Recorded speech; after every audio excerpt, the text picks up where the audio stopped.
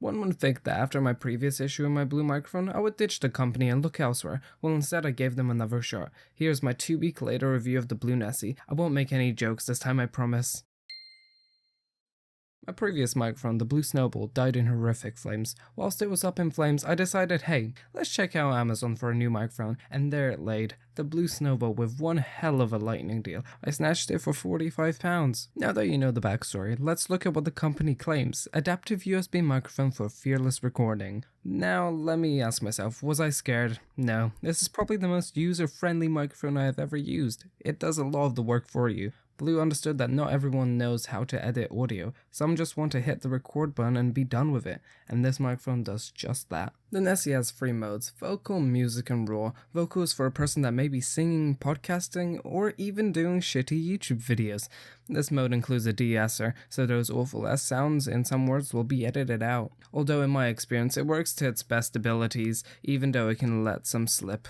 Music, on the other hand, is for musical instruments strictly. They say that it emphasizes the instrument and makes it stand out in shimmering detail. I'm no musician, but I didn't personally see the biggest difference whilst hooked up to a guitar, although take my opinion with a pinch of salt, obviously. Lastly, raw mode is for anyone that thinks they are better than the microphone itself. This mode doesn't tamper with any of the recording, hence the name raw. Another compelling reason to buy the microphone is that it already has a pop filter and a shock mount built right in. It's nice to know that you get the full package right out of the box. The pop filter works as expected.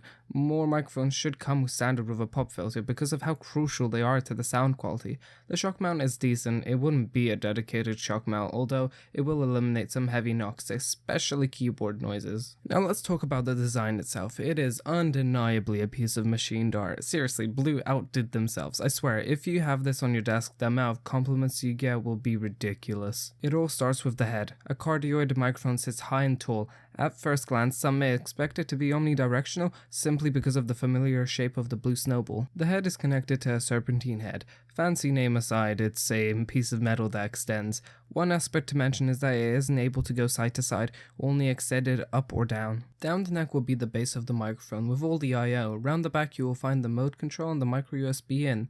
There is also a headphone jack for a zero latency output, useful for musicians mainly. But to conclude, this microphone is for someone that wants to get recording done and dusted, as minimal editing as possible. The only thing I can say is that its bigger brother, the Blue Yeti, isn't that much more expensive. Remember, I only got this because of the wicked deal. Nonetheless, it is a great replacement to my beloved Blue Snowball. Long live the Nessie.